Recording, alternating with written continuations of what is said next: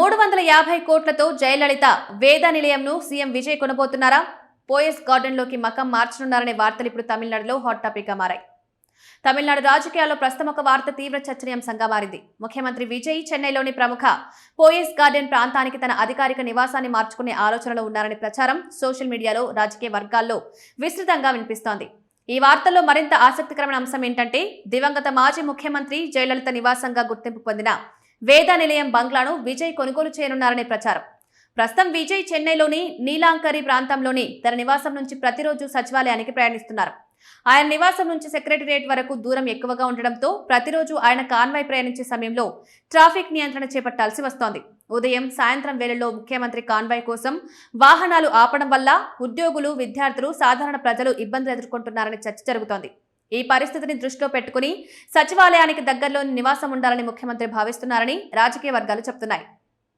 ఈ నేపథ్యంలో చెన్నైలోని అత్యంత ప్రతిష్టాత్మక ప్రాంతమైన పోయస్ గార్డెన్ పేరు మళ్లీ వార్తల్లో నిలిచింది. ఇక్కడే గతంలో తమిళనాడు మాజీ ముఖ్యమంత్రి జయలలిత నివసించిన వేద నిలయం ఉంది. ప్రస్తుతం ఆ ఆస్తిని కొనుగోలు చేయడానికి చర్చలు జరుగుతున్నాయనే వార్తలు వైరల్ అవుతున్నాయి. కొన్ని కథనాల ప్రకారం ఆ ఆస్తి విలువ దాదాపు 350 కోట్ల వరకు ఉండొచ్చని ప్రచారం. అయితే ఈ విషయంపై ఇప్పటి వరకు అధికారిక ధృవీకరణ మాత్రం ఎక్కడా లేదు. విజయ్ కార్యాలయం నుంచి గానీ, ఆ ఆస్తి యజమానుల నుంచి గానీ ఎలాంటి అధికారిక ప్రకటన వెలువలేదు. అందుకే ప్రస్తుతం ఇది కేవలం ప్రచారంలోని సమాచారం మాత్రమే. ఇక పోయస్ గార్డెన్ గురించి చెప్పాలంటే, చెన్నైలో అత్యంత ఖరీదైన ప్రతిష్టాత్మక ప్రాంతాల్లో ఇదొకటి. ప్రముఖ సినీ నటులు, రాజకీయ నాయకులు, వ్యాపారవేత్తలు ఈ ప్రాంతంలో నివసిస్తున్నారు. సచివాలయానికి కూడా ఇది చాలా సమీపంలో ఉండడంతో ప్రభుత్వ పరిపాలనకు అనుకూలమైన ప్రాంతంగా భావిస్తారు.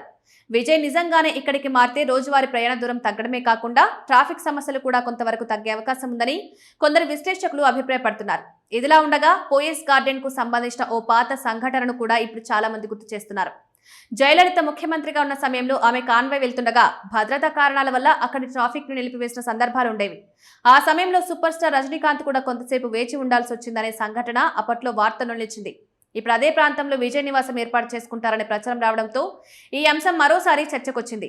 అయితే ఈ వార్తలన్నింటిపై ఒక విషయం మాత్రం స్పష్టంగా గుర్తుంచుకోవాలి.